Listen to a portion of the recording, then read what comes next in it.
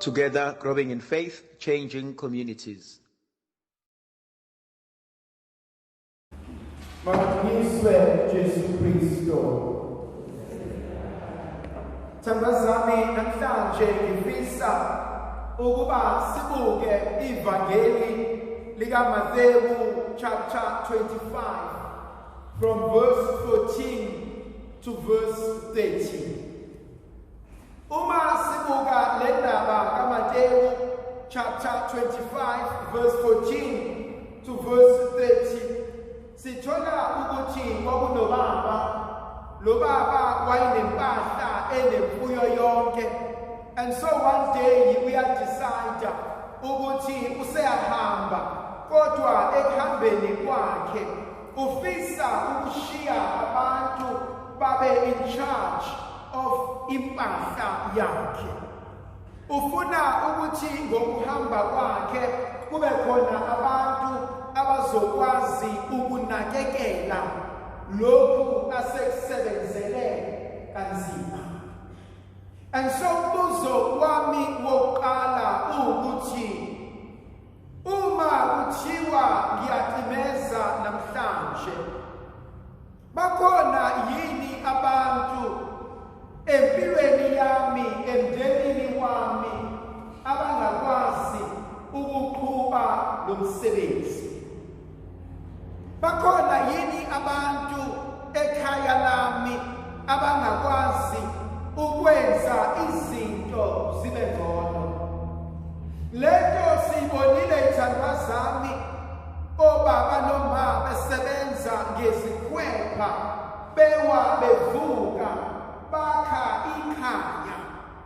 The moment eshona umzali, ikhaya laphenduka laba indawo abantwana abaphuzela khona utshwala. Ikhaya laphenduka laba indawo yokuthi vele abazali bakaSipanipani abekho, asambeni siyoba nomdlalo, asambeni siyoba nephathi.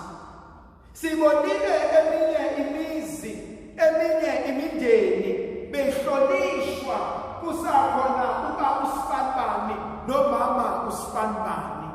But the moment oyedwa wabo noma bona bobabili sebeshona, ikhaya laluza isithuzi. Kwaba indawo, kwaba kambuzi edlemini, abantwana bazenzela khona sekhaliredo kusukela ngoLwesihlanu koze kube kulawule umsombuluko. Imoto ziyangena, kuphuzwa utshwala, kushintshana amantombazane, kushintshana abafana. And so the basic question, uma ngifa, ubani oyogada lekhaya?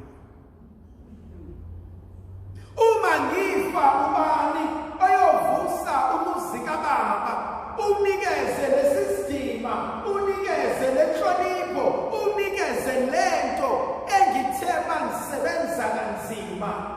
Ngathi ngifuna abantwana bami bezwe lobunzima engabuzwa mina. Uyayibona into eyenzekile ngomzali osebenze iminyaka, ewa evuka, engayi-enjoy imali yakhe, eyibeka, ethi angifuni iy'ngane zami zihlupheke uma ingasekho. The moment beshona abazali ziphuma izimali, izingane zibhubhudla imali kuhle kombhubhudlo. Zishintsha le ngane impahla yonke ekhaya iyaphela, osofa ababethenga oma sebegugile, izimoto ziyashayisa, zonke izinto azinakekeli. Umbuzo wami uthi uma ucimeza namhlanje, buka la uvela khona. Buka umsebenzi osuwenzile, buka iy'ngane oyizalayo, bese uyayibuza ukuthi ubani ongakwazi ukuvuka ngo-5 aze abuye ngo-10 la ekhaya esebenza? Ubani ozokwazi ukusebenza lo msebenzi for 5-6 months engaholi, kodwa kuguga iphakethe ezakha umnotho walo muzi? Umbuzo oqala lona omthintayo, uma lo baba bedecide ukuhamba. Why lo mbuzo ungijinja? It's because lo baba akabizi amadodana akhe, akabizi amadodakazi akhe, uncamela ukubiza izisebenzi. Ngoba mhlambe eswini sakhe, esibelethweni sakhe, abantwana bakhe have failed. Akekho akwazi umethemba ukuthi uzowenza lo msebenzi. Akekho akwazi umethemba ukuthi uzokwazi ukuqhubekela phambili. Omunye umbuzo engibuza wona ukuthi bangaki kuthina ukuthi uma intaba nezinto sezenzeka athi umzali esezoshona kuvuka mina inkonzo kaEliya nekaElisha. Uthi uElisha esezwile ukuthi uNkulunkulu uza kumthatha uEliya ebese yashona. Athi Elisha athi Eliya, ngicela uNkulunkulu angiphe umoya wakho. Athi ngicela uNkulunkulu angiphe lenhliziyo nayo. Athi uEliya, akusikho kwami ukukunika.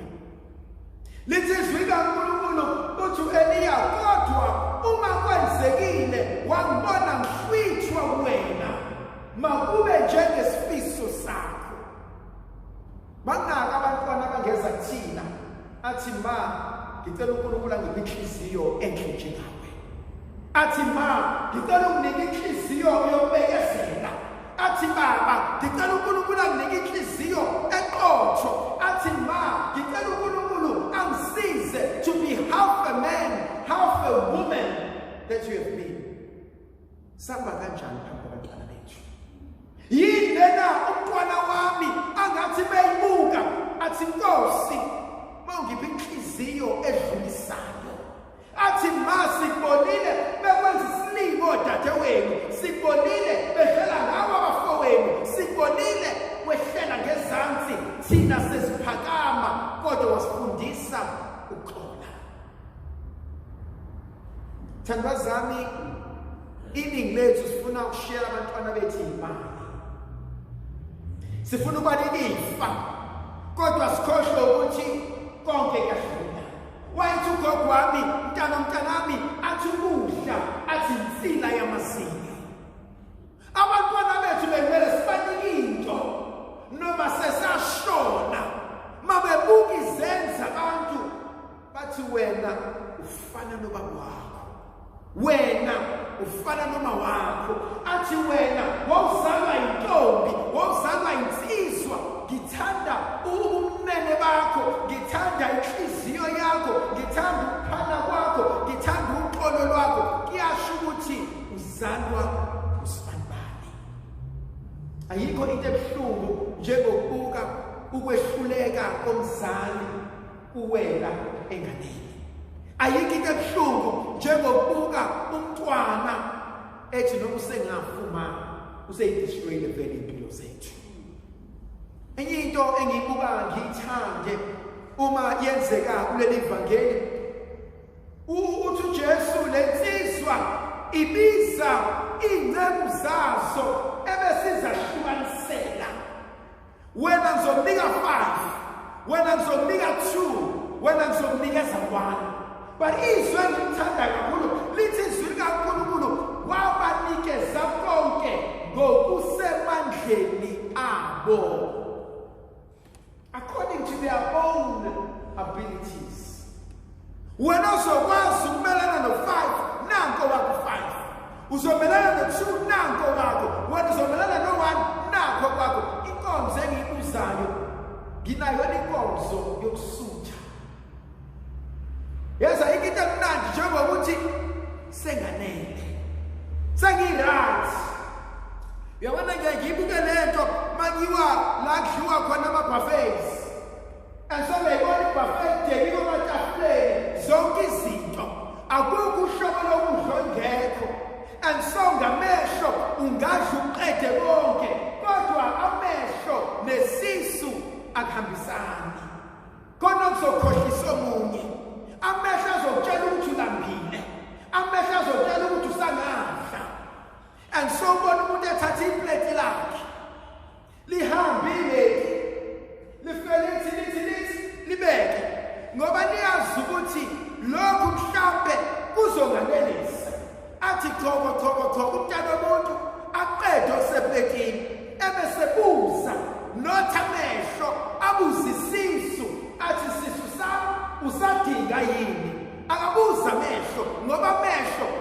uzobuka angalambi kodwa hale.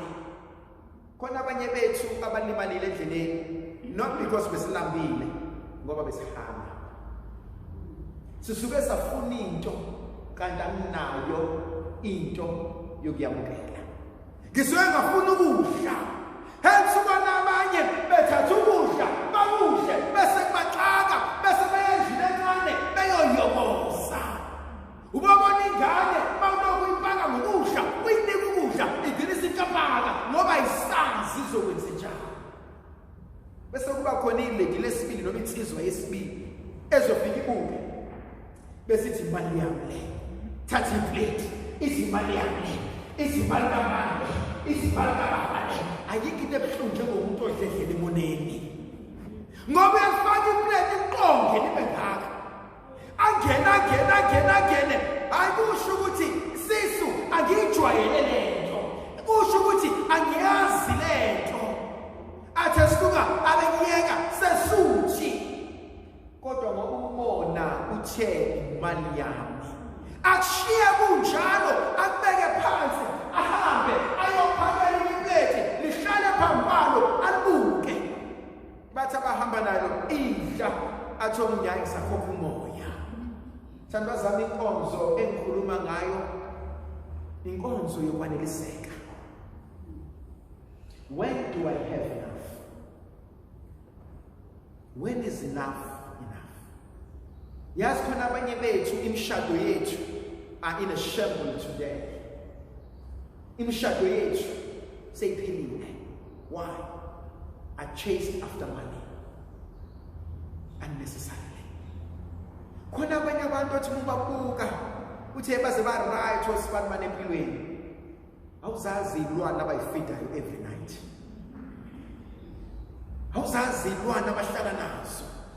Khona abanye abantu abahamba ngazo zonke izinto abadlisaba nekampondwe mawungena emzini yabo mayibabo wow ungayifisi into yomuntu ongazi ukuthi uyithole kanjani. Khona bazokutshela abashwana ukuthi yebo nakho kodwa sengikhathele ukuvusa ebusuku athi baba mina lambile athi baba ngicela ipapa athi baba ngicela iphalish. Khona abanye babuka behamba babeshadile sekubhuti nomfowabo ngoba ngisakwazi ukungena inkonzo yokuba unkosikazi nendoda ngoba sekukhona umnumzane oseyindoda phakathi kwaleli khaya. Athi inkosikazi uthe ufuna ukugqoka ukuthi uthe ufuna ukuthi nangicela umsebenzi wena. Khona abanye bethu imishado ize yahluleka phakathi ngoba ubaba bagijimile bafuna ukuyothwala baqala bayothwala ngezinto bathwala ngeyilwane kuthe kusuka zayidela lezi phela ukuthwala ithandwa zami goes with grades uqala lapha sathwala ngeyilwanyana ngeyikukhwana usuke lapho yolwandle yolanda izinto suke lapho yolanda abafana suke lapho yolanda ibutho kuthi kusuke no sesifuna igazi lokuthi manje sesifunele ukuthi manje kuthi kusuke bengena emndenini athi ngifuna unkosikazi sumbulana kodwa uzozalela.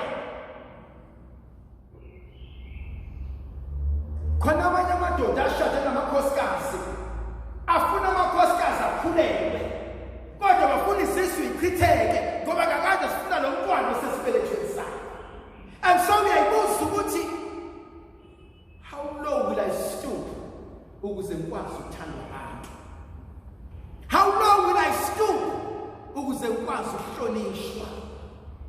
Khona abanye abantu hawo sifanwa nezikhokho zendawo benza izinto zenzeke kodwa inhlobo zabasenayo. Enye inkonzo engibuka ingithinte ukusutha ukwaneliseka. Lithi izwi likaNkulunkulu ngimnikeze ngokusemandleni akhe. Khona ireflection engiyenzile ngithi mina how big is your capacity? A 25 liter container can hold 20 liters, but it cannot hold 200 liters. And so capacity, how much can I hold? And how much can I sustain? As you grow older in life, you soon realize the number of your years means nothing. The quantity of numbers of your years means absolutely nothing. It is the quality of life that you have lived that matters the most. Who've achieved absolutely nothing in life. They are empty. And they will die miserable and empty. And you find a 5-10-year-old child who lived life to the full. How have I lived my life? Can I look at God in the eye and say, God, I've lived and I'm happy?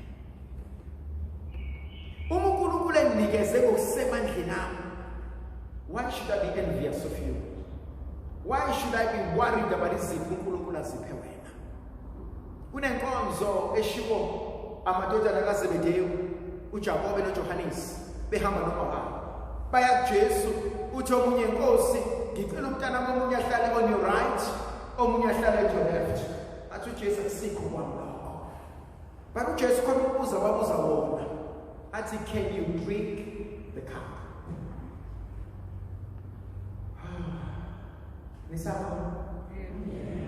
Can you drink the cup? Can I drink the cup? Khona abanye abantu abathi Nkosi ngicela ungiphe inkosikazi ehloniphayo. Ngicela ungiphe indoda eqotho. Wakuphi uNkulunkulu inkosikazi ehloniphayo? Yakwehlula. Wakunika indoda eqotho. Yakwehlula. Uyazi khona omunye umuntu uNkulunkulu umnika yonke into ayidingayo. Kodwa uhlulekile. Nkosi ngicela ungiphe umsebenzi. Wakunika uJehova. Wangehlula.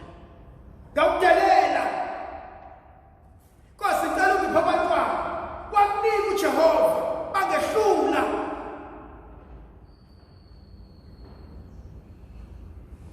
Ayikho into ebuhlungu njengengane ecelayo. Not because iyadinga, but because ngibona usiphaphane nakho. Khona lokukhubo nje abasengane masekukhismus. Hawe mawuthekela into lokhismus. Hawe mawuthekela nokuthi not because ingane iyadinga inazo zonke ingubo ezintsha la endlini, kodwa because ngibona omunye kwenza. But so tune nasezimpilweni zethu. Kunezinto esizifunayo kodwa sidinga. There's a huge difference between wanting and needing. What is my want? What is my need? The last point of obligation. Oh, Father Ting, oh, I want to be successful. I want to be wealthy. I want to be at peace. I want to have a nice house. If you look about right, but they want to be successful, they want to be healthy, they want to live a good career life, they want to do all sorts of things. But if Army is simple, we want the end results, but how many of us are willing to work? You want to be a millionaire, how many of us are willing to hold 2-3 jobs? You want to have a happy family, how many of us are willing to work through difficulties? You want to have a good relationship, how many of us are willing to sacrifice? You want to be influential, how many of us are able to tell our friends, no, tonight I'm not going for movies. This weekend I'm not going away. I need to go and sit with my books. And so we want the end, but am I willing to sit through the pain? Guys, no more.